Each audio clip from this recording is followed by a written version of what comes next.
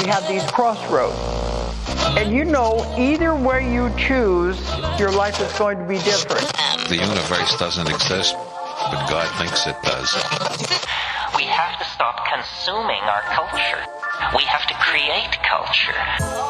Stupidity has a definite evolutionary function. I am all for abolishing stupidity, but before it goes, we should pay tribute to it. Greetings and welcome to the Nonsense Bazaar. We're your hosts. I'm Willow Truman. I'm Sequoia Kennedy. And in today's episode, we're talking about two people who have a special talent that would make the Weather Channel jealous. Meet Don Decker and Lillie Stoat. Two individuals who have the unique ability to make it rain dollar bills, y'all. I feel like I should have had a quick joke, a one-liner for making the Weather Channel jealous. No idea what it would be. Absolutely zero clue. But it was the right place for it. God. Oh, fucking weather people hated Lillie Stoat. They hated this old woman. She made him look bad? Yeah. They were like, she can't do what she says. She's lying. How do you know? Right? Yeah. No, okay. There's a catch, though. Don Decker, he might be possessed by the devil. Oh. And Lillie Stoat, she's just a harmless little old lady from the 1940s. Or is she? I mean, bullshit, yeah. If anyone's possessed by the devil, it's her. Yeah. No, she's just an old lady. She was accused of being a witch a lot. Well, I mean... You know, kind of antiquated. Like, come on, guys. We're in the 20th century. I don't know if she's making it fucking rain everywhere she goes. Like, she might be a witch. Yeah. This is what Rain Man should have been about. You know, you got this guy who's like counting toothpicks faster than I can say blackjack, but he can't even make it rain. Here's an idea. What if Rain Man actually could make it rain, but just chose not to because he prefers sunny weather? Because he was just a gambling addict? Yeah. It's like, I would have liked to see that version of the movie, you know? Yeah. Some weather powers, but that's what we're here for today. We're talking about our very own Rain Man and Rain Woman. I feel like any reasonably useful weather powers would be like the least spectacular thing in the world. Yeah. And it's like... Their powers are incidental. They're not on purpose. Like, they didn't... No. You know, because we've been trying to alter weather for centuries, right? Sure. You know? It's just a thing that humans do. It's trying to impact the weather because it impacts us very highly. But no. It's like these two... I don't know. It sounds impressive. They can make it rain. But maybe they just have really good timing. You know? Because it's like, if you're doing a rain dance during monsoon season... Well, like, sure. Well, yeah. It's going to rain. And if you're, like, chanting some incantations during a thunderstorm, hoping to see lightning, like, guess what? The lightning's coming. So, I don't know. What about going into the cave from which humanity emerged at the dawn of time and making it rain on command in the Grand Canyon? Yeah. I mean, I'll tell that anecdote at the end. Oh, shit. Yeah. I can't wait for that. Oh, boy. Not a first-hand, but a second-hand anecdote. Damn. It's a good one. So it's like, I don't know. Are Don and Lillie just riding the coattails of these perfectly timed atmospheric conditions, or is there something else going on? Is there something deeper? Because, like we said, there's this eerie and unsettling rumor about Don Decker. You know? That his rain-making abilities don't even come from him. That's the devil? It's the fucking devil. Now, they weren't able to do it on command? It just happened? It happened... Okay.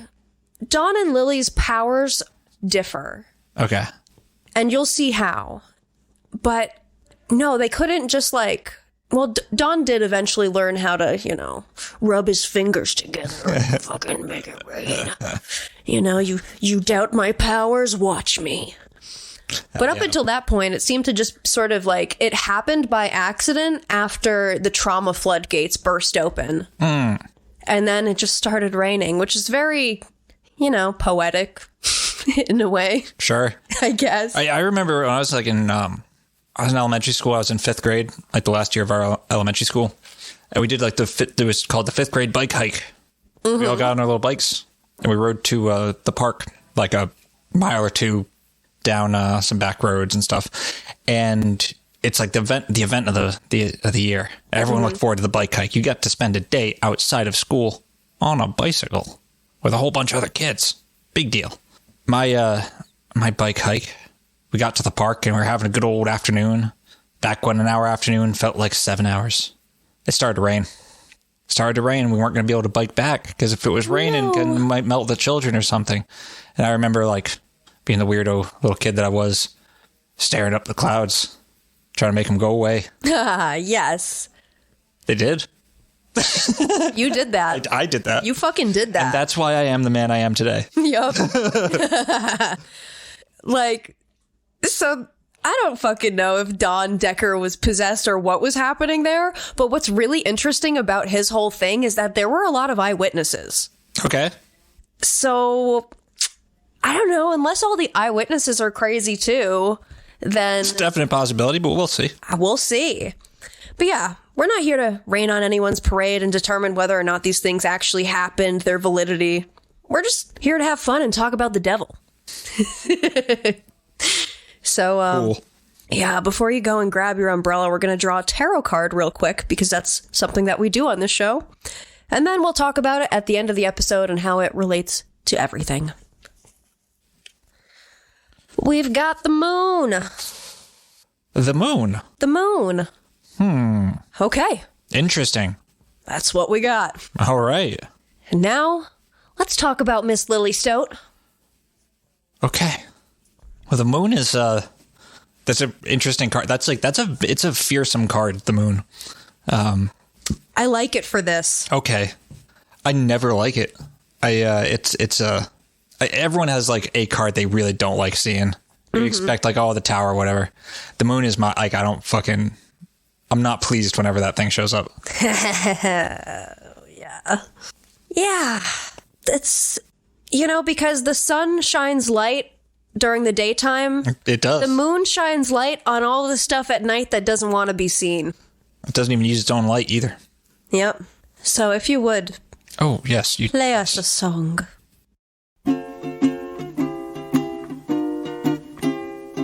Raindrops are falling on my head, and just like the guy whose feet are too big for his bed, nothing seems to fit.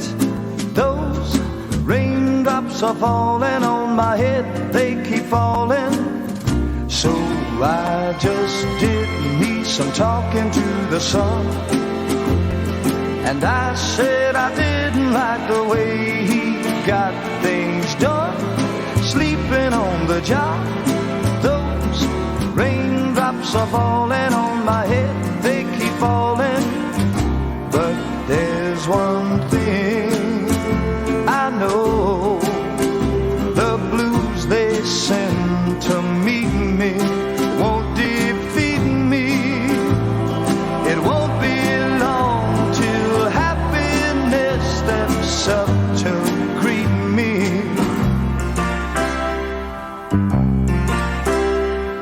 Raindrops keep falling on my... So I'm about to lay out a scene for you to imagine.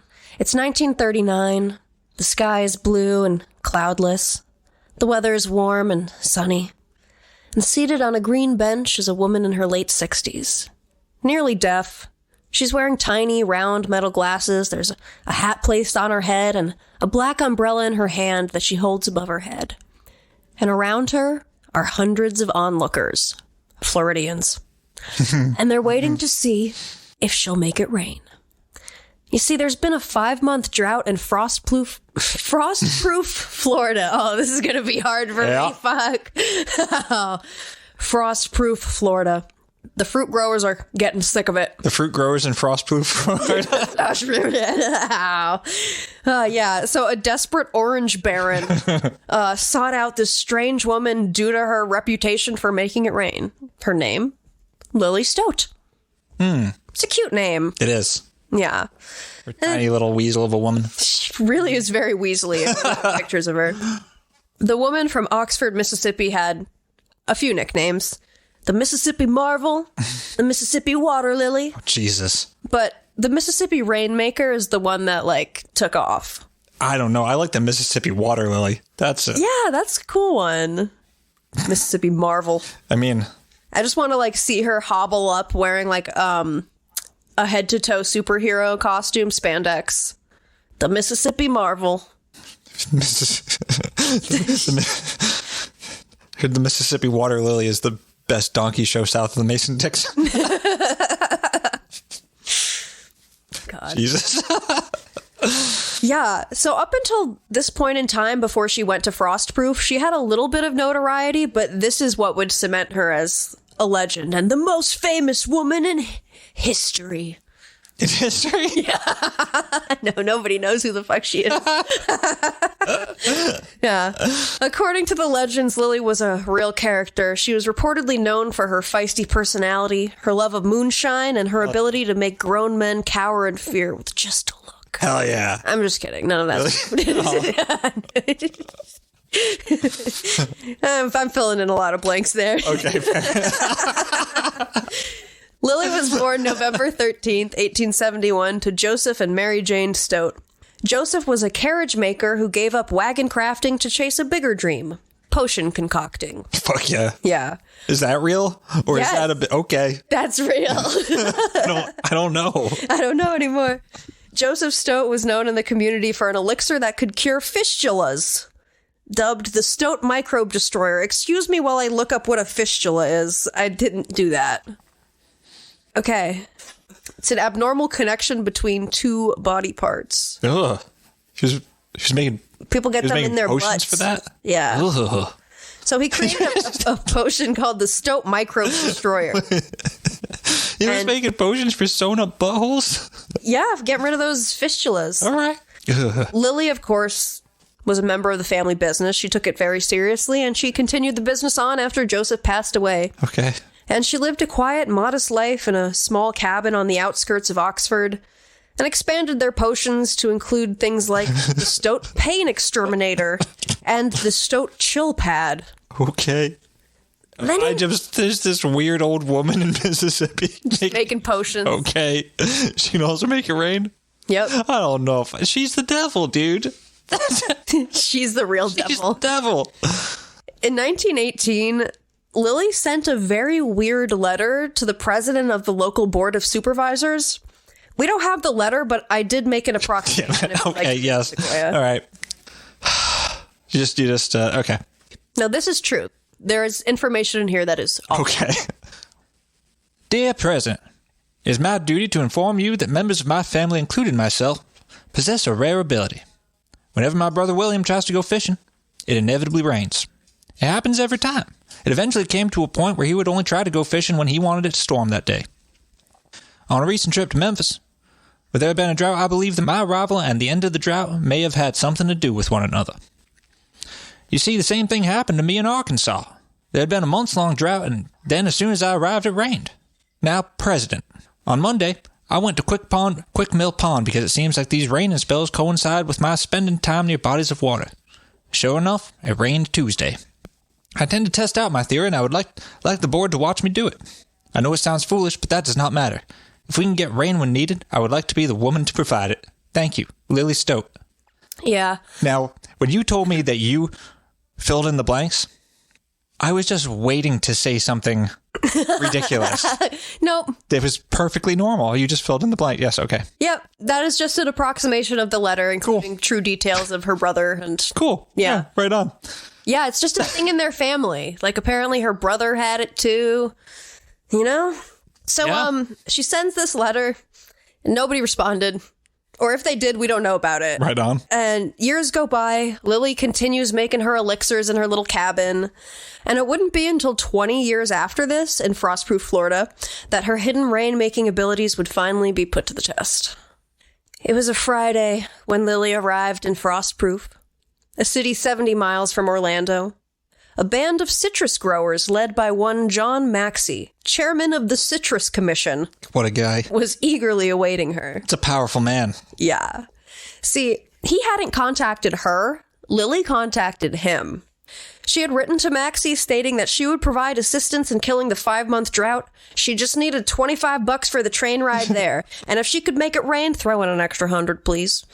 She promised she could make it rain anywhere in the vicinity of 150 miles to 200 miles, as long as you give her 1 to 7 days. And I gotta say, that's a wide margin, Lillie. For rain? 1 to 7 days? If I say, listen, only pay me if it happens. Only pay me if it happens. Within 7 days. Yeah. I'd just be taking train rides all over the place. Yep. Making it rain. Yeah. Collecting that, stacking that cash, dude. Right? That's the best grift I have ever heard of. It's a great fucking grift. incredible. Until one time it doesn't. Well, then you just don't pay her. Yeah. Move on to the next town. Yeah. They ain't got telephones. So Probably do, but whatever. she's described in the papers as frail, mouse-like, an elderly spinster who was very deaf. It's just so you can't tell her she conned you. Yeah. Like, the papers make this a big deal, by the way. Like, they're, Rainmaker set to arrive in Frostproof. Okay. Like, they're hyping it up. There's not a lot going on. There's not a lot going on in Frostproof. Florida. Yeah. So she gets there. She stations herself by Lake Reedy because, again, her powers only work if she sits near a body of water and concentrates on it. Right. Like, that's how she makes the rain happen. So day one, Lillie takes her seat at the green bench that would serve as her throne during her time there. She points at the sky and screams, "There it is! The clouds are gathering!" But wait, you wrote that in all caps. I'm imagining just this old cackling woman with thunder. There it is! there it is! The clouds gather! Yes, exactly. And the people look up and they're like, yeah, that's the same shit that's been there every day since the beginning of the drought. But nevertheless, Lily's very determined. She feels rain is coming. I just know it. So, day 2, Lillie comes back. She eats a man-sized portion of ham and eggs this time. Some coffee. Yeah, she had to get her energy up. Yeah, man-sized portion. She goes back to the green bench, umbrella above her head. She's attracted a crowd. They all want a glimpse at this strange woman. And the people all had questions for her, but she couldn't fucking hear them. Yeah. So they'd write their questions down and, pass them to her, and she would read them and answer and pass the time, and everybody would quiet to hear her speak in her cultured drawl. Holy shit, I did the right accent. You did. Damn. She's the devil. Devil's got a cultured drawl. From Mississippi? A cultured drawl from Mississippi. An old lady. Yeah, I mean, no one suspects that. Nuh-uh. All the other characteristics, dude. Yep. So, day 3, still no rain. It's Sunday. Nearby church holds an all-day prayer service for Lillie. Some churchgoers thought it wasn't proper for her to work on the Sabbath. She should be resting on Sunday. It's not proper. She's the devil. And others argued, where's the rain? It's not working. The weatherman predicted another sunny day. Lillie said, well, that guy's not a true believer. Continued sitting on her green bench. Soon, clouds began to form. Light rains were reported around the city. But just sprinkles. Just little teeny tiny sprinkles. Lillie and the media deemed the light sprinkles a great success. She came, she sat, she conquered, wrote the Palm Beach Post. Lillie left, and the day after, the rain poured down heavily in Frostproof. Oh, shit. And as the rain poured down, the stage contracts and radio appearances poured in. Lillie's star power was rising. Oh, no, it's never good for when you've got magic powers. It doesn't work like that unless you're Uri Geller. He somehow got away with it. So in Frostproof, Lillie was a hero. She was the guest of honor at a farewell party, and then she left and toured other sections of Florida. She was given $125 in gifts by her admirers and a bottle of French perfume. Oh. Yeah. Very nice. I wonder, did she smell like shit? Did she smell like all those potions? Yeah, right. Like, Lillie, do you ever shower? No. Only when it rains. Only when. The citizens of her hometown, Oxford, had arranged a celebration for her return. She did, however, have her detractors, specifically the local weather community. Imagine what that crowd's like. Oh, God. They stated it's impossible for someone to be able to control the weather. Sure.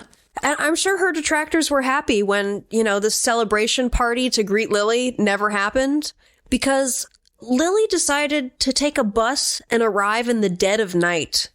She wanted to avoid everyone. She didn't want any pomp and circumstance. Okay.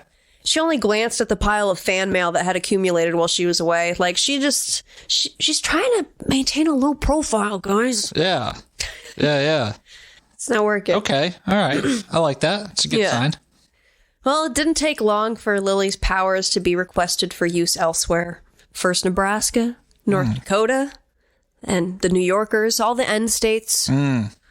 And then, not North Carolina, though. Or Nevada. Nope. New Hampshire. Yeah. You know? Yeah. Good job. New you know, Mexico. all your end states. All she asked for in exchange for her services was, you know, gotta have enough money to get there and take care of me while I'm there. Gotta tuck me in. Yeah, New Jersey. Feed me breakfast. Yeah, New Jersey. I think that's it. God, wow. I think that's that's a lot. And, okay, Lillie felt very strongly about only traveling by train, too. Like, she's not going to take a plane anywhere. She didn't like the idea of flying. Interesting. As she explained it, I know too much about what's in the sky. What? She did not elaborate that comment. What? Okay. It's a creepy comment. This took a turn. So, the next invitation that Lillie accepted would be from Texas. They invited her basically to be an attraction at the fair. But she also went for another reason. You see, she had again offered her services to the town of Harlingen, Texas. Surely you read or heard about my trip to Florida in March when I broke the drought there. I make no contracts, but will accept donations from people who are benefited by the rain and are able and willing to pay. If this interests you, let me know. Can go anytime. How nice of you, Lillie. Only there's one problem. There's another rainmaker in town. Oh, shit. Joe Junkin. Joe Junkin. And this town ain't big enough for the two of us. No, it's certainly not. No, Joe Junkin was none too pleased about this outside talent being brought in. I can't imagine he would be. He's a native Texan. He's like, I'm going to be the man to end this drought. He's Joe Junkin. Fair officials did not care about Joe Junkin. Oh. They just kept going about their business as usual. But while they did this, Junkin was plotting. See, just days before the fair was set to begin, Junkin made a threat. He was going to make it rain before Lillie arrived, thus rendering her services useless. In response to the threat, fair officials kind of just shrugged. Okay, we want to do it. We don't care. And then another twist. Junkin said he would hold off on making it rain if he was paid. Fair officials were like, no, what are you talking about? Joe Junkin. So Lillie left for Texas the weekend before the fair, which began on January 23rd, 1940. But before she could arrive, the rain came, delaying the fair by 24 hours. Lillie would later claim credit for the rain, as would Joe Junkin. I mean, give the credit to Joe. That's Junkin's doing. That's Junkin's reign. That's Junkin said he'd do it. He did it. So the 18th annual Valley Midwinter Fair would officially kick off on January 25th, delayed because of the rain. And Lillie was one of, if not the main attraction. Fair officials had constructed a large, elaborate stand for Lillie to sit on during her rain ritual, but she refused it, opting instead for just a nice normal chair. She pulled it to the edge of a local canal and sat. But they weren't as nice to her in Texas as they were in Florida. Like, in Florida, they were like, you know, she's just an eccentric old lady, but harmless. In Texas, she's a fucking punching bag. The Valley Morning Star kept running these really mean stories about her. They called her the Mississippi Mud Maker. God damn it. In one column. Implied that she was a witch, that she'd been in Old Salem, and that she should be burned at the stake. Jesus. She also became an adversary of the local Texas religious circles, you know? Oh, God. Get this Rainmaker out of here. Oh, fuck. A Firebrand Baptist Reverend preacher. I mean, that'll do it. Yeah. A Firebrand Baptist preacher, Reverend Doug Carver, led the charge against her, dedicating an entire sermon centered around Lillie Stoat called Pagan Practices. Who Makes It Rain? That's the second best donkey show South Mason Dixon.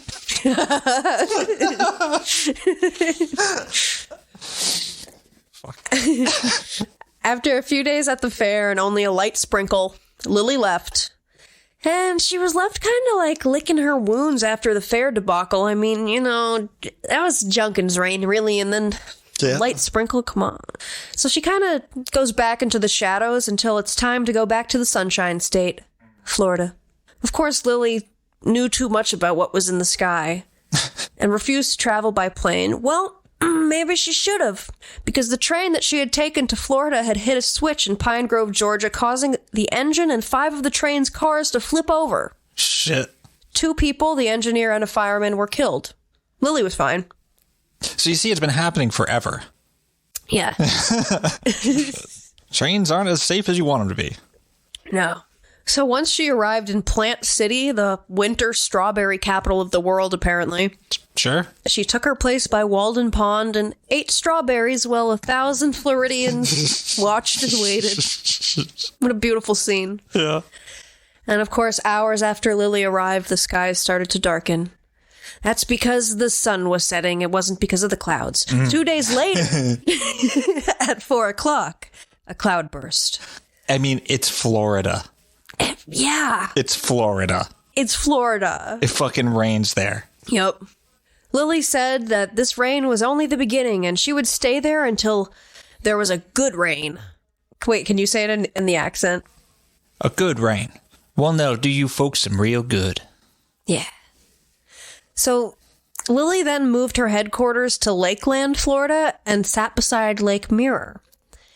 8 days later, downpours came. The best showers in weeks. Like, fucking 8 days. Like, come on, you're switching locations. They late. We're stretching it, Lillie. Yeah. But, you know, the local mayor said, people are so overjoyed. They're standing in the streets in the middle of the downpours. Please thank Mrs. Lillie. Like, she's just, you know, the rain was going to happen anyway. So she's like, you know, that was me. I'm doing it. I mean, it's Florida. Yeah. It's like, it's the craziest weather I've ever seen in my life. Like, it just does that shit. Yep. I mean, I guess it's drier in the winter, but like, it's Florida. Yeah. Yeah. Texas is impressive, but that's Joe Junkin's doing. Fucking Joe Junkin. That's his turf. You stay out. Yeah. Lillie accepted a challenge in Arkansas, a decision that would pretty much lead to her downfall. Okay.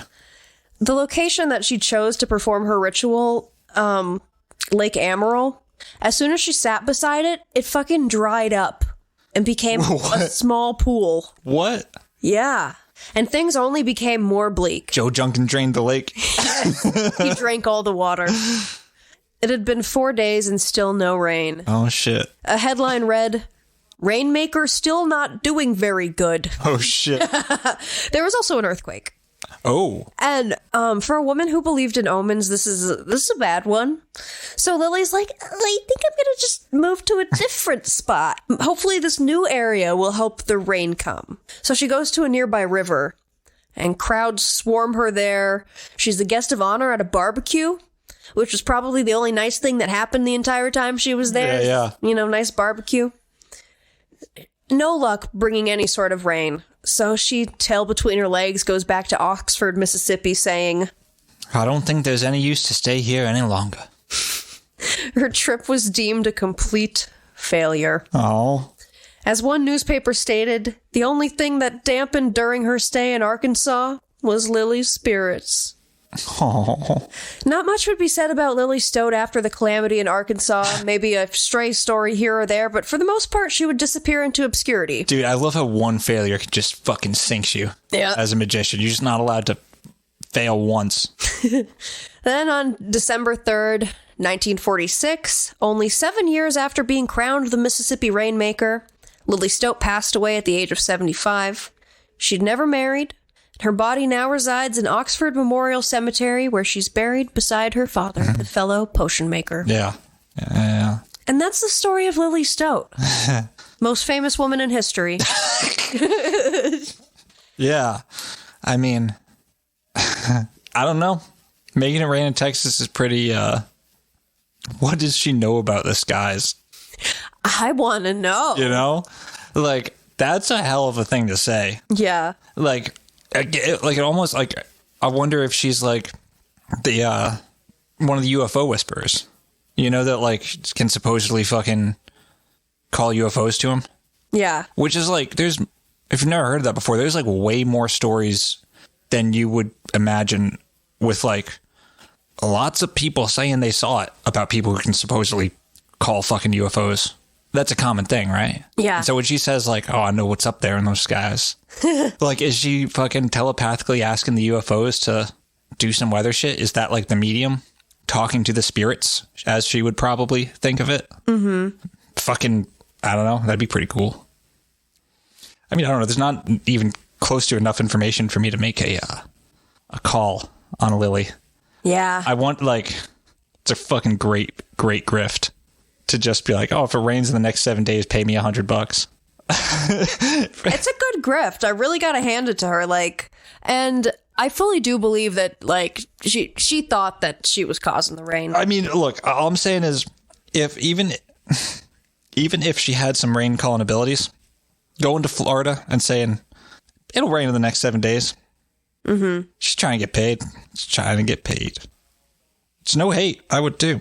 I might try it. So are we ready to talk about the devil? We already did, dude. Like, honestly though, that's this bitch fucking hangs out in Mississippi. Making potions in a fucking cabin. Making butt potions. Yeah. Making potions to unpucker your asshole. You know, just using her fan mail as kindling for the fire. Fucking whatever. It's not what it's about. Consorting with demons in the sky. Yeah. The Texans saw right through her.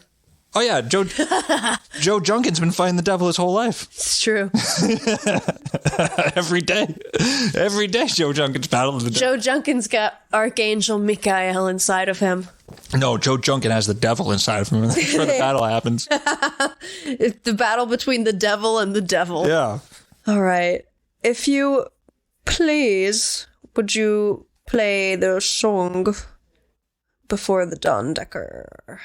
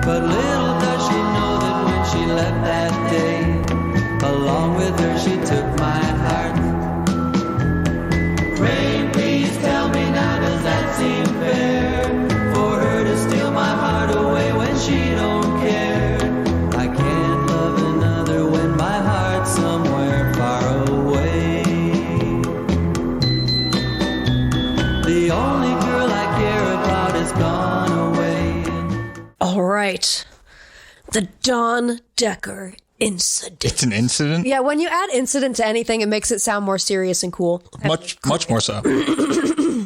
All right, now I sound normal again. So, the Dawn Decker incident, it's among the most compelling claims of paranormal activity ever recorded. And what exactly makes it so compelling? It's supported by the testimony of no fewer than 4 police officers and a jail supervisor. Oh, sweet. Some of the world's most credible people. Yeah, the most trustworthy people. Yes, exactly. Yeah. Yeah. None of them or ever. No, why would they lie about things that they saw? Yeah. Got them. Yeah. Got them, you fucking assholes. Having eyewitnesses does make, paranormal things more credible and compelling. If you have like 5 or 6 separate people, and there was more than just police officers. There's a landlord and a landlord's wife. Holy shit. Holy fucking shit. This is getting worse and worse by the minute. Like, it doesn't necessarily mean that there's a supernatural explanation to what they all saw, but it's interesting that so many people, like separate people who don't have connections to one another, would corroborate one another's stories. Sure. And the events that comprise what I'm referring to as the Dawn Decker incident were recounted for 2 popular TV shows, Unsolved Mysteries in 1993, and more recently, Paranormal Witness, which aired in November 2011 on the Sci-Fi Channel. Barely recently. I hate it when Sci-Fi changed their spelling. I don't even want to talk about it. God. It's so stupid. Yeah. It's the worst I mean, I fucking guess thing I've ever seen in my life. it makes it easier to like go to the website when you just worst look up. fucking thing I've ever seen in my life. Yeah. So with the help of Robert Stack from Unsolved Mysteries, I'm going to tell you all about what took place those many, many years ago. 1983. Hell yeah. So the story starts at Grandpa's funeral, basically. Don's grandpa? Don's grandpa. So Don Decker was serving a prison sentence at Monroe County Correctional Center in Pennsylvania. Okay. He was in jail when he received the news that his grandfather, James Keyshaw, had died. And honestly, Don was relieved. He didn't like that man, and was glad that he had died. Okay. But Don wasn't about to turn down a week out of jail to attend the funeral and visit family, right? Yeah. Let's let Robert Stack take it away. We commit his body to the ground. Earth to earth, ashes to February ashes, 24th, 1983. dust. In Stroudsburg, Pennsylvania, the funeral of James Kishpaw is in progress. He had died of cirrhosis of the liver at the age of 63. The Lord look upon him with favor and give him peace. His grandson, 21-year-old Don Decker, had been granted a furlough from a county jail to attend the funeral. We would like to invite you to come forward and pay your last respects. Don was serving a 4 to 12-month sentence for receiving stolen property. It was a capstone of a troubled adolescence. It's not the worst. No one knew that Don had been keeping a dark secret. Uh-oh. He says that his grandfather, James, the man he was now obliged publicly to mourn, had abused him physically from the time he was 7 years old. No other part of the family knew anything about, what happened.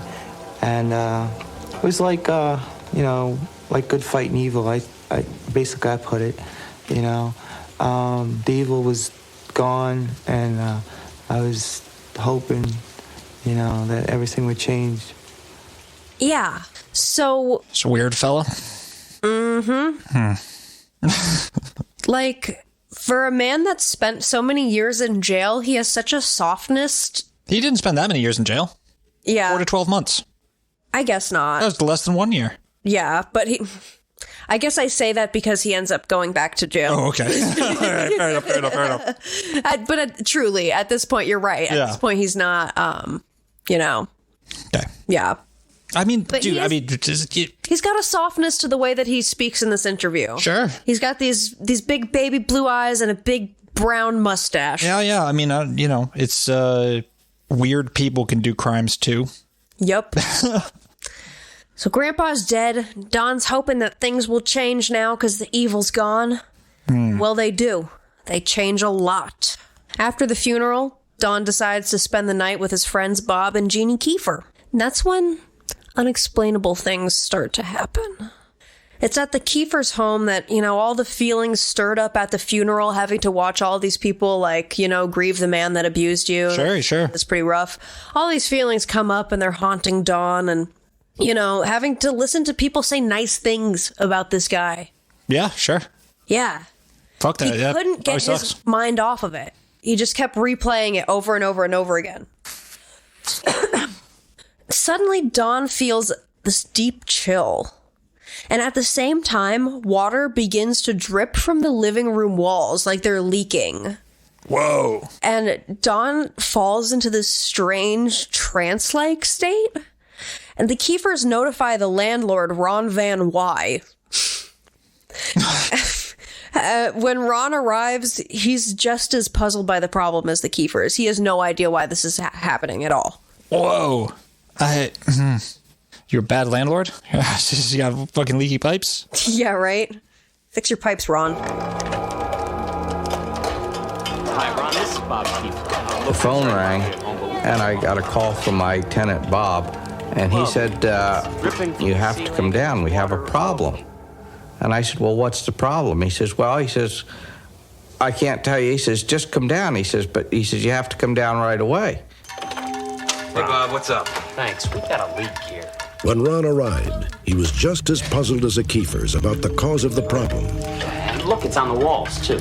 Sure is. We decided that maybe, some plumbing, but there were no pipes in the front end of the house to leak. There was basically nothing there that the water could have come from. It could be some condensation or ice melting or something like that. After watching it for a while, I discovered that it wasn't only coming from the ceiling down. It could come from the wall over or from the floor up. There was no basic direction that it was coming from. It could come from anywhere. You hear that? It could come from anywheres. It could come from anywheres. That's weird. It's very weird. Where are they again? Pennsylvania. Pennsylvania, okay. What time of year? Do we know? I don't. I do not know. Okay.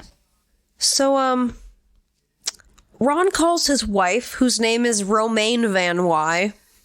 Ron and Romaine Van Wy. We got some names. Joe Junkin. I don't believe in this. Lillie Stoat, dude. What the fuck is this? Are you kidding me? So Ron calls his wife, but he also... This is such an interesting decision. He calls the police. Can we act out the police phone call? Let's see. You can be 911. Okay. So this is Ron calling the police? Yes. Okay. Like, what? How do you... Okay. 911 speaking. What is the nature of your emergency? Oh my God, please. Come quick. Help. You need to help. Help us. Sir, I'm going to need you to calm down and explain to me what's happening.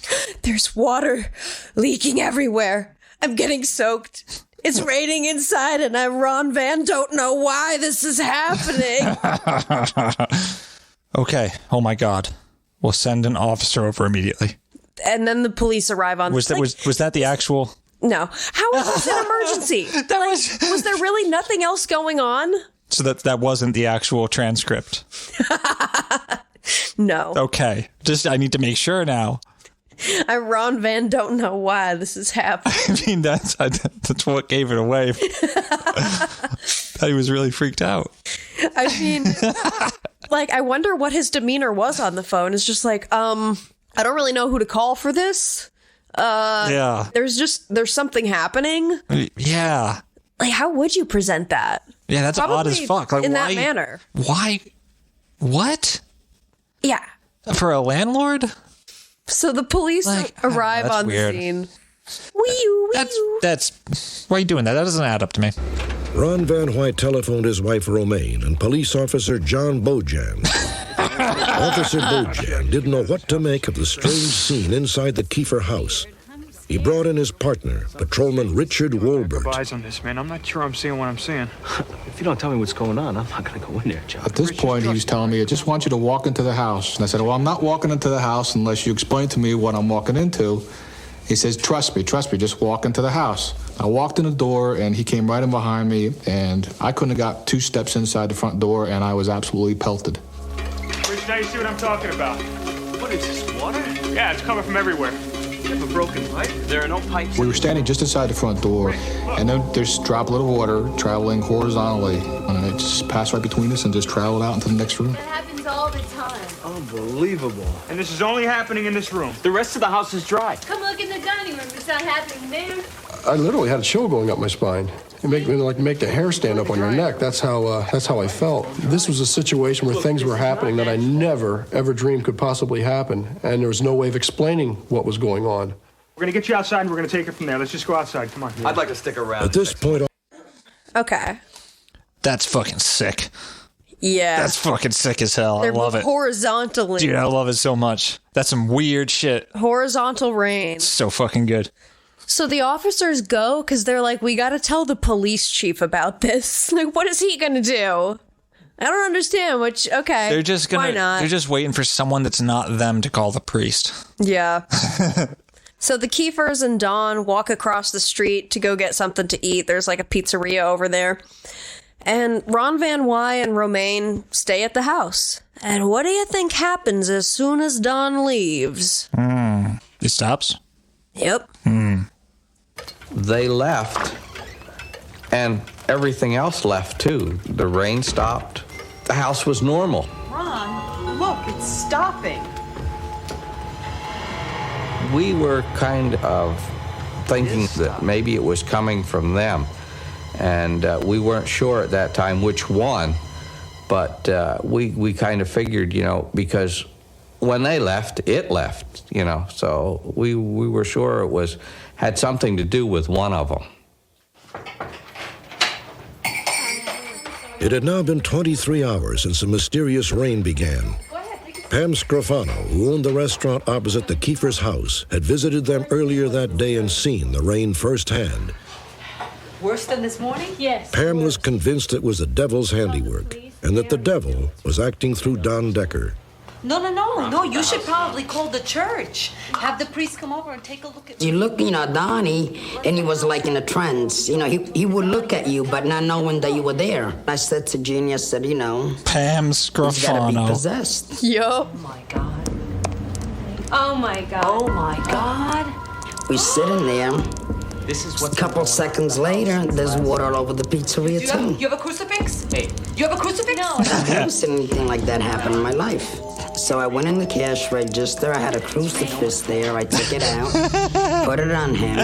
And the minute, I put it on him, touched the skin, and he got burned. Yup. It burned. Just leave it alone. So, who the hell keeps a crucifix in the cash register? I don't know. I'll tell you who. Pam freaking Scrofano. Pam? Yeah. Okay. So, yeah, it starts raining in the pizzeria, and again, it stops when he leaves. So he's convinced at this point that he's connected to this whole rain business, that it has something to do with him. It happened at the Kiefer's, and now at Scrofano's Pizzeria. Now we're back at the Kiefer's house. Romaine Van Wy, the landlord's wife, confronts Don and accuses him of doing all this. Okay. This is your fault. You made it rain in the living room. You made it rain at Pam's place. This is all your fault. It's you, Donnie. You're the one that's doing this, and you have to make it stop. It's you. What is that? The pots and pans that were over the stove, they started rattling. That's when I got levitated off the floor. I was just like floating. Then it was like a push, but it wasn't like somebody taking your hand and pushing you. It was like feeling it all over your body at one. And I'm a big guy, I've been assertive, and that made me felt like a newborn. I'm scared right now just talking about it, really. Well, it might have something to do with the fucking rain sound effects and the projection they got going on back behind you, buddy. Yeah. So Don gets slammed across the room by an invisible force. Jesus. And at this point, Romaine's like, oh, alrighty then. I'll keep my mouth shut. I will stop accusing you of things.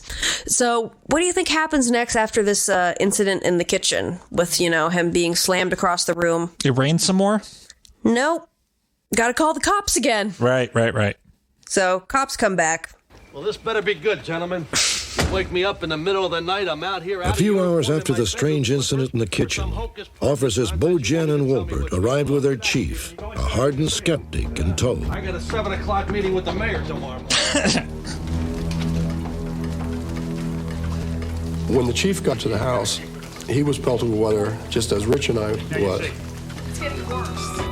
I got the impression that he was put on the spot, maybe a little bit embarrassed, like we expected something out of him that he could answer.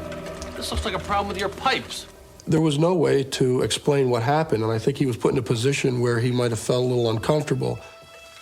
The Stroudsburg, Pennsylvania chief of police would be one of the only eyewitnesses from that bizarre night who denied that anything out of the ordinary had happened.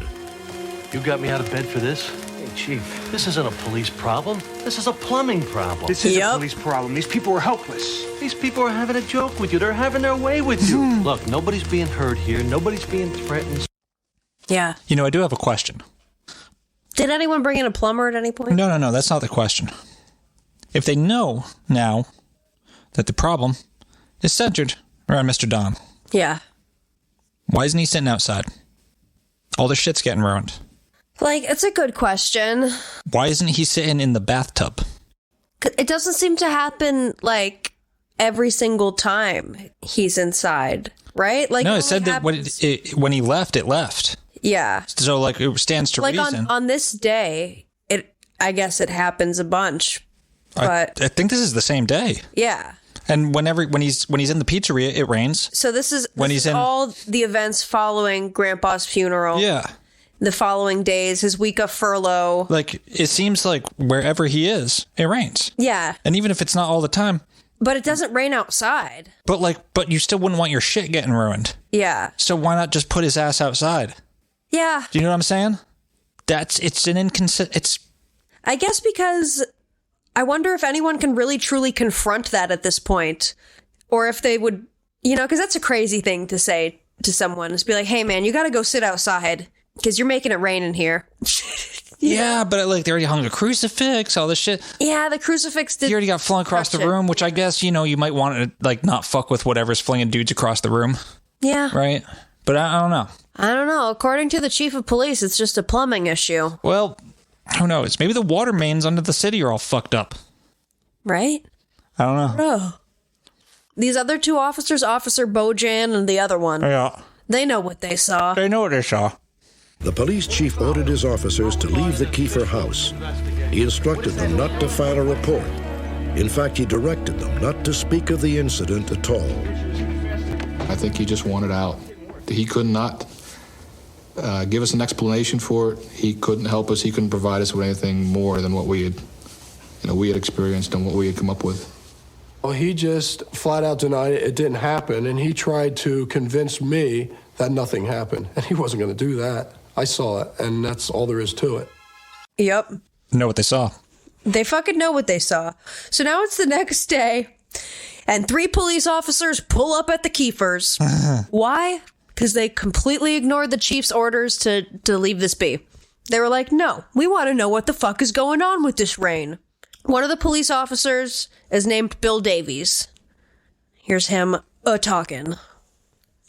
Hey, bring your hands behind your back. We're standing there, and I gave Mr. Decker this gold cross to hold. Just hold on to that for a The minute. next thing is it's burning my hands, It burns. and there's no explanation for it. When you picked it up, when you grabbed it, not hot, but it's hot.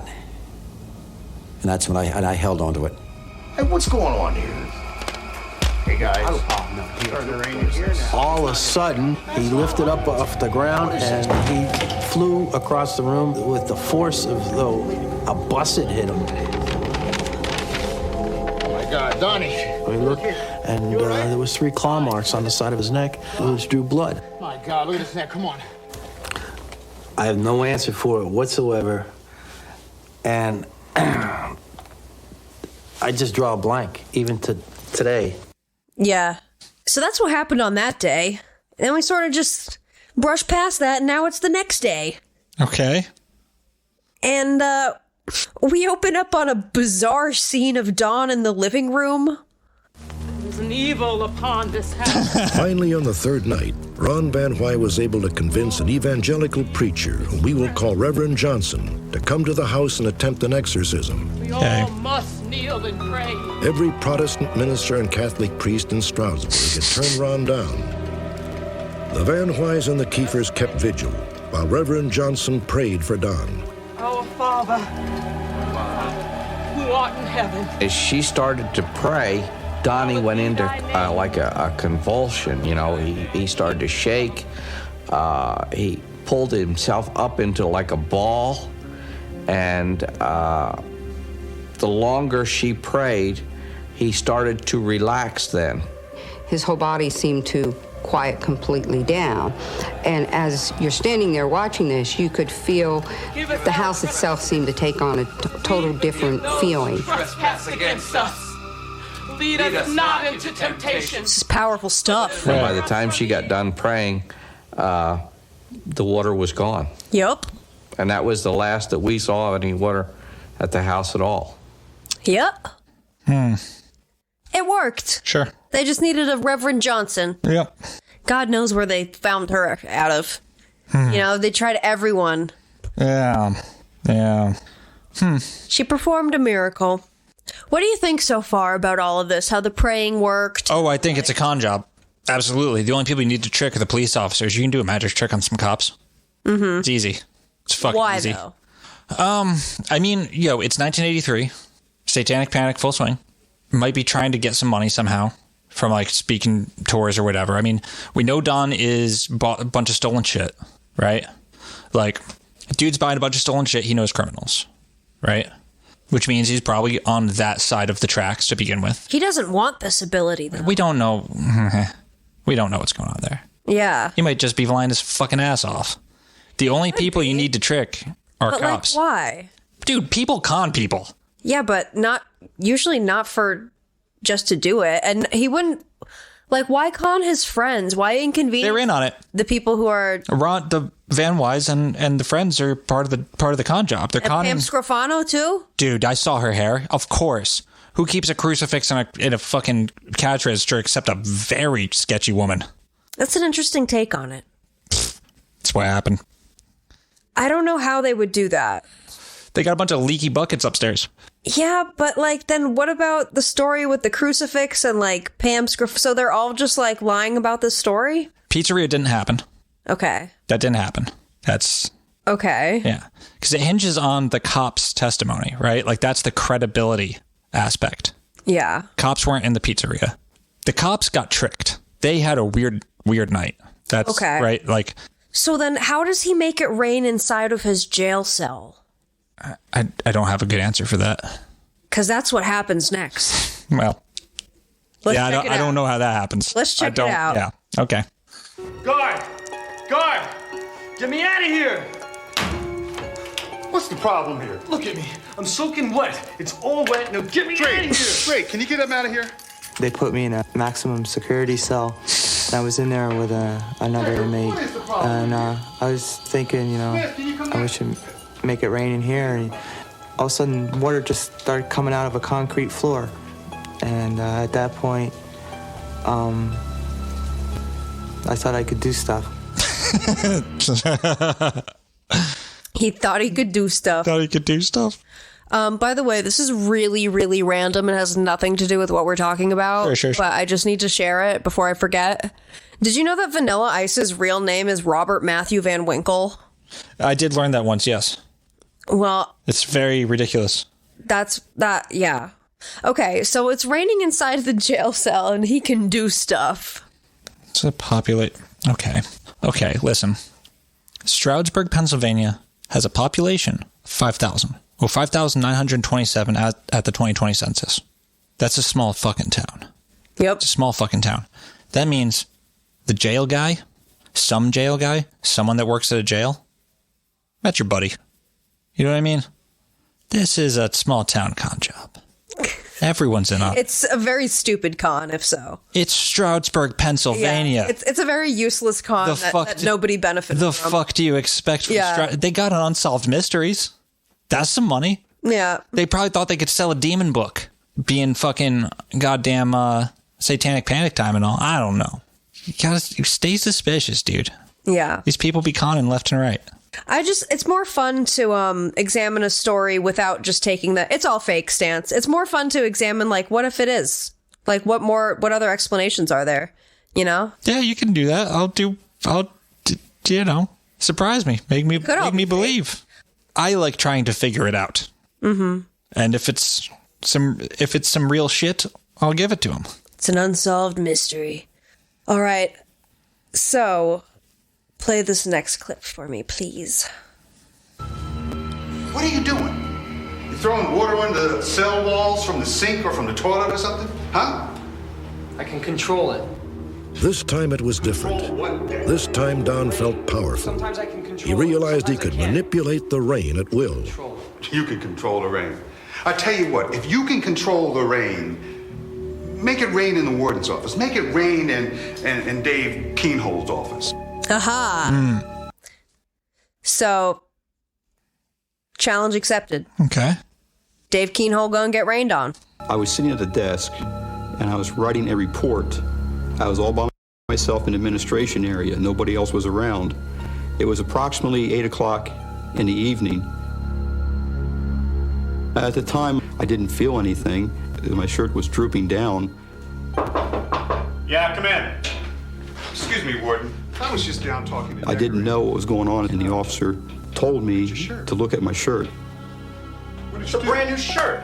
And right here on about the center of my sternum, about 4 inches long, 2 inches wide, I was just saturated with water. And he said he could make it I was rain startled. if he wanted it to. I was scared. So was the officer. The officer was very frightened at that particular time. And I just didn't have an explanation of why it happened. All of a sudden, I received this frantic call. Okay. Reverend William S. Blackburn. Okay. I love this man. So what do you do when it starts raining inside? Call a reverend. Yeah. So Not the cops. Meet Reverend William Blackburn. Reverend William Blackburn's definitely in on it. If anyone is. Oh, yeah. I mean, look at this motherfucker. I mean, that's the other side of the thing, right? Like you've got the whole satanic panic shit going on. I wouldn't put it past a reverend to like pay a motherfucker so he could become some famous demon battling character. You know what I'm saying?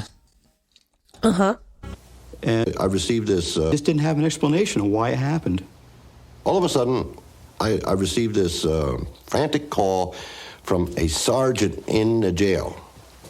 His name is Keenhold. And he said, can you come over? We need you. We need your help. Reverend Blackburn, nice to meet you. Sit down, please. Thank you, officer. We'll be fine. So they brought this very meek, mild-mannered young man into the room. And he was asking my help. What is it here? What's going on? I can make it rain. They put a cross around my neck and it burned. Rosary in my hand and it burned. Son, don't you think it would be a lot simpler if you just stopped all this nonsense right now?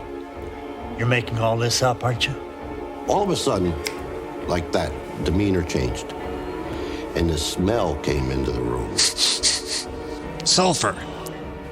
Nurses and doctors, medical people will tell you that when you walk into a room where someone is dying with cancer or something, usually there's a smell. You can tell when you walk in a room. And I smelled a smell like that multiplied 5 times at least. Evil, foreboding. I have powers you don't. I can make it rain. Make it rain. And at that point, he raised his hand and he rubbed his fingers together. And all of a sudden, it started to rain. It was like the devil's rain. It was a mist. I was in the presence of evil. I'm going to pray for you. I don't want you to pray for me. I don't care whether you want me to or not. Prayer is my prerogative. And I opened up the Bible and started reading to him. But the pages never got Oh, Jesus fucking Christ. So help me. It was a frightening thing. Your wickedness was found in you. Jesus fucking Through your Christ. widespread trade, you were filled with violence. I think I was praying more for me than it was for him. I prayed, and it was only a brief period, and the rain stopped. I bind you in the name of Jesus Christ. He subsided, and you could feel a peace. He said, thank you. And he got tears in his eyes, and we hugged, and we prayed together. It's going to be all right. He was possessed. There's no doubt in my mind. There is no way that a human being could do what he did in that room. There's no way that he did anything, but what he did was spiritual. Okay. So there you have it. After that, no more incidents. No more incidents Ever. after that. Ever. No, that's it. That's it. So what does Dawn have to say at the wrap-up of this Unsolved Mysteries episode? Like, what's his takeaway of his experiences, and how does he talk about it and reflect on it? Yeah. Well, it's over, and it hasn't happened again. So basically, I'm just hoping that it never will. And I just, go day by day. Okay. And as for my grandfather, I think what had happened was his doing. Because he abused me when I was young. He got a chance to abuse me again. I think what makes this case very unique is that all of the witnesses are so credible. Chip Decker.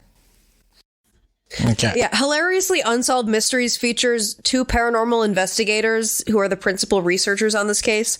And one of them is named Chip Decker. No relation to Dawn. No? None. Okay. Yeah. So where's Dawn now? Yeah, how's he doing? Well, he was hired by the owner of a restaurant to burn it down and get caught for it. He turned himself in, actually. So he's in jail for arson. Yeah, the Rain Man burned down a restaurant. Okay. In 2012. Gotcha. All right. Yeah. Got it. So it was an insurance fraud the whole time. Dana's Restaurant and Tavern. Okay. So Ron Van Wy, they were all in on it because it's an insurance scam and they could all get a little bit of paid. Yeah, maybe. Yeah. Yeah. They're all fucking in. It's a town of 5,000. I live in a town of 5,000, man. So it's like, okay, Pam Scrofano, pizzeria is a piece of shit. They need some money for repairs, It's kind of falling apart. What a convenient... Because all you got to fucking do is just, like, get some, like... How do you make an insurance claim for a paranormal event? Act Will they of accept God, it? Act dude. of God. That's in the, like... Oh, my God. Yeah. Like, okay. Yeah. Well, then they kind of got their hands in a bind there, If an act of God is truly with it a valid insurance if you get claim, 4 like a bunch of police officers and a fucking priest to say it's an act of God, dude. all just, like, what? To renovate the house and the pizzeria? No, you get paid. I mean, you get paid, like, the insurance payment will pays for more than, like, what it would cost to fix the fucking thing and shit, right? Yeah. And it being, like, the height of, like, I don't think these people are very bright, right? So, like, the height of the satanic panic and shit, like, 1983, you get this. What if Don wasn't even in on the con? What if it was entirely, like, conducted What if they had a wizard upstairs? by, like, Ron Van Wy and Pam, and, like, Don was just the convenient patsy who wasn't even aware? Oh, my God. I mean, that'd be That's hilarious. a funny version of it. But, probably like, not the case. No, but because, dude, it happened when he had a week out of jail. Yeah. Motherfucker's like, well, what are they going to do? Arrest me? Mm-hmm. You know what I'm saying? Like, that's... Like, for what? Making it rain inside? That's a very fucking convenient place for him to be at this time, actually. To stage that's... Yeah, you would think that someone on furlough for the week wouldn't want the cops around them so much. Right. Or, like, it's... No one would ever suspect. Like, how could you even, plan that or whatever? Yeah. I don't, like, unless you planned it with people inside the prison because they're your fucking buddies. Right? And the cops because they're your fucking buddies. Because cops are actually... I mean, I do think the cops got... Except the chief of police. He's not in on it. He didn't buy it at all. Yeah. He said, what the fuck are you talking... Yeah. The pipes are on the other side of the house. Bitch, water goes places. Like, you could burst a fucking pipe, direct the water so that it... I mean, yeah, it, like, flew sideways and shit. I don't know. I think... Sounds like an considering he burned down a restaurant. That he did. That he burned down a restaurant for insurance money. Yes, he did do that. Yeah. If he didn't do that, and he is in jail for that. If he didn't do that, I might have thought it would be too complex. Yeah. But a town of 5,000, I mean, I respect it. I respect it a lot. I don't know. I gotta put forward that. I don't have enough information to make a strong determination as... Oh, I'm not going to place a bet. Yeah. I'm not going to... Well, actually, I would place a bet. But I'm not going to say I know for sure. That's just my assessment of the saga. It's a possibility seems amongst a sea of possibilities. I love good it's cons. definitely like... It's higher in the sea. It has more buoyancy and size to it than other possibilities. I mean, I kind of hope it's a con because it's such a ridiculous, elaborate scheme. It is, and I kind of love it for that. Right. Like the idea to stage an act of God with like with a prison sergeant and like, yeah, and because like the fucking Dan Keenfucker or whatever his name, Dean Keen, yeah, whatever. This guy. The evidence for that was just a wet spot on his shirt, right? Yeah. It didn't rain fully in there. Perhaps. That could have been splashed onto him right before they even had the conversation. Yeah. Now you're thinking like a very stupid insurance fraud. I mean, people are stupid. Yeah. People are easily frauded. And they're easily tricked. Yeah. Stage magic is a powerful tool. Mm-hmm. Yeah. Do you want to hear a crazy anecdote about making it rain, though? I do. Yeah. So... Can I hit your babe? Yeah. Because, like, you know me. I want to believe. No, I don't. I don't want to believe, but I've heard some weird shit. Native rain ceremonies are. It's commonly known that that's a thing, right? Yup. Yeah. So you all just can assume that. Yeah, that's a common fucking thing that magic's been used for in like a lot of cultures. So I'm just not going to go into too much of specifics or whatever. Yep. Because this is an anecdote that I know secondhand. My dad was canoeing or whitewater rafting down the Grand Canyon some years ago, maybe 4 or 5 years ago. And, my dad's he's a skeptical man. We also have, we have Native American heritage from back east. And he's very interested in that side of culture and history and shit. And, he knows a lot about it. So they're whitewater rafting and, also going down the river at a certain time next to them, or they meet on the river, on the Colorado River, is this native dude and a film crew. They're making a documentary, and I don't know if anything ever happened. I don't know if it was whatever. I've never even looked for it. I don't know if this dude was Hopi or Zuni or Paiute, probably Hopi or Zuni because of the creation myth. But my dad got talking to him and shit, and this dude was a medicine man, and he was like, yeah, our creation myth has, we believe that people came out of the earth in this cave. I just looked up the name of this cave. It's Sipapu, right? I just looked that up. I didn't know it beforehand. And they're like, yeah, we believe that humans came out of this cave a long time ago, and it hasn't rained here in the Grand Canyon in the desert for some time. So we have this thing where we go to this cave deep in there and commune with, the spirit of the earth. Mm-hmm. And for the first time ever, these guys are going to film it as I try to make it rain, as I do a rain ceremony. But Dad's like, fuck yeah, that's super cool. He talks to him for a couple hours and, they're just chatting and hanging out and shit. But that's the coolest fucking thing ever. He didn't tell him where they were, where exactly the thing was, because that's apparently it's a secret. Uh-huh. But they did tell him the day they were doing it and the time and shit. It was 2 days later. I split up and shit. Dad go back to whitewater rafting with his crew. On that day, at that time, I told him, in the fucking Grand Canyon, yeah, it just starts downpouring out of nowhere. So sick. Yeah. And what year was this? It's 4 or 5 years ago. Okay. Yeah. So weather apps exist. Yeah. Yeah. That's not to say that, something didn't happen there. Yeah. I mean, it's a very dry place. Yep. It wasn't predicted or anything, I don't think. And who knows? It's just that dude was actually a Native American medicine man. He wasn't performing it for anybody other than, I guess, that film crew, but I don't know what happened to that. And yeah, I wonder. Yeah. Did you ever get the name of that project? Nope.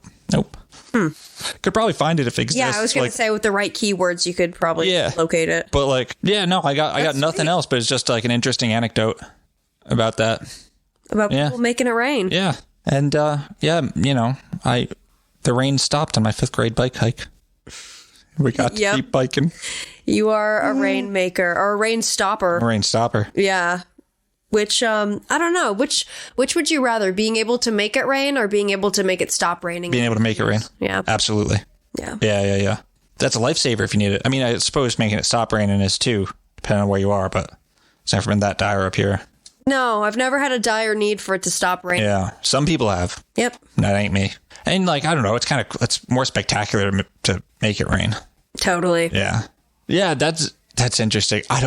So, okay, the moon in regards to Don Decker being a shady criminal. Pisces. Makes sense. Pisces is the sign of fucking institutions. Sort of hidden things. Yeah. Prisons also that's ruled by Pisces. Yeah. Yeah. So that's interesting. Also very emotional. And the concept of mutable water, changing water, just that in and of itself is fucking rain. Turning rain on and off. Pisces emotional and rain, tears, the symbology.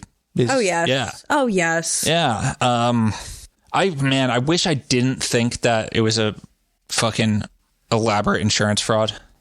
Yeah. I have some trouble with the jail scenes, with the raining in the cell. That would have to be super elaborate. I don't think you could get everyone that worked in the jail in on it. I don't know. I also don't know why you would go on. Well, if you didn't get the insurance payout, we'd still try to monetize it. Yeah.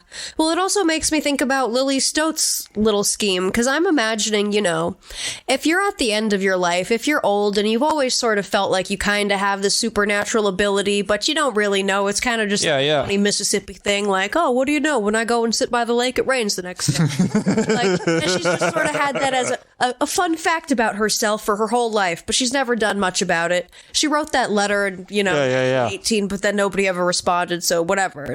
Gave up on it. And then in her golden years decides, you know what? Fuck it. I don't care. My reputation's not at stake. I'm an old ass lady anyway. I can barely walk. I can barely hear. Might as well, if I can make it rain, let's test this out. Let's have a little fun. Why not leave a little legacy behind? Hell yeah. So in that way, I respect the grift, if it is indeed a grift, which, an intentional one or unintentional one. I mean, it's a power that people have claimed to have for a long time. And there is a long tradition of that being a common magical objective. Yeah. And to me, the moon also represents something that's that can be illusory. Very much so. Yes. And very, very perhaps much so. Needs to be brought into light. Yeah, the moon is certainly a card of illusions. Yeah. Yeah. Which is appropriate. Definitely. For both of these cases. I Definitely. I didn't realize there was a link in a video for the news article. Did you want to play that? Oh, yeah. Should we? Yeah. Man accused of setting fire to a restaurant in the Poconos turned himself in at federal court in Wilkes-Barre today. This is the same man who back in the late 80s starred in an episode of Unsolved Mysteries because he claimed he could make it rain. And to this day, that case is still a mystery to police in Stroudsburg. Newswatch 16's Reagan Medji is in the newsroom with the unusual story. Reagan. Well, good evening, guys. Donald Decker voluntarily turned himself in this afternoon in federal court in Wilkes-Barre for setting a restaurant on fire last year in Tobyhanna. Now, this isn't the first time Decker has had a run-in with the law. Back in the 80s, police in Stroudsburg investigated a bizarre case involving Decker, which remains a mystery to this day. This is Donald Decker of Goldsboro when he was interviewed on the primetime national show Unsolved Mysteries back in the 80s for being known as Rain Man, a man who could actually make it rain. Now he's getting attention again, but this time he's facing federal arson charges for setting Dana's restaurant and tavern in Tobyhanna on fire last year. Investigators say he was hired by the owner to burn down the business. Decker voluntarily turned himself in at federal court in Wilkes-Barre. Back in the early 80s, Donald Decker was known as Rain Man to Stroud Area Regional Police, who say Decker could make it rain. Detective Richard Wolbert was on the case back then and says he still can't explain it. Water traveling, flying around the room horizontally. The case grabbed national attention, and Decker's story appeared on the TV show Unsolved Mysteries years later. This is Decker being interviewed and Detective Wolbert. Wolbert says the call back in the 80s started off as an investigation into a plumbing problem at a home in Stroudsburg where Decker was staying at the time. I mean, it definitely wasn't a plumbing problem. It was just appearing and then flying around the room. And I was still wearing glasses at the time, and I was getting struck in the face. Bro, you're wearing glasses right now. So it was really strange. Wolbert says it's a case. To this day, he has no explanation for. There was something going on in that house, and I really don't. I don't know what it was. I mean, his explanation was that a relative had passed away and had something to do with it, but from him. The guy looks trustworthy in that clip because he's older. Yeah. I also think, if there was a substance that would attract spirits, it would be water. And in fact, it's pretty common to use that as a medium to draw spirits into. Mm-hmm. Especially under the light of the moon. Yes, there's water in the moon card. Yeah. Out of which a lobster is crawling out of. Or a crab, some sort of, whatever you want to call it. A crustacean of some sort. A crayfish, a crawdad. Yeah. Fucking crawdad, have ourselves a boil. Yep. Good. Fucking rain magic. Goodness gracious me, oh my. Well, there you have it, folks. Hell yeah. Story of 2 rainmakers. 3. Joe fucking He's the only one who did it. Joe Junker did it. Joe Junkin. Joe Junkin's the actual Rainmaker. He is. He said he He said, I'm doing this to fucking punish you. Right? Yeah. The motive means, You want to bring that bitch motive to the opportunity. Fair? I'm going to delay the fair. Straight up. And he did. It's the only on time, clear objective. Yep. Give it up for Joe Junkin. Give it up. Ladies and gentlemen, the Rainmaker. Yeah. And if you'd like to make it rain on us, we do have a Patreon. That's fucking smooth, dog. We do have a Patreon. You sign up and get access to bonus episodes and our Discord and other stuff when life gets less crazy.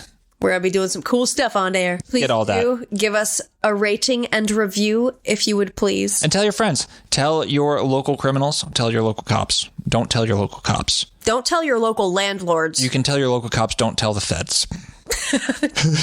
They already know about it. I know. Well, we don't have to talk about that. Alrighty, everybody. All right. Take care, guys. out. Love you. Bye.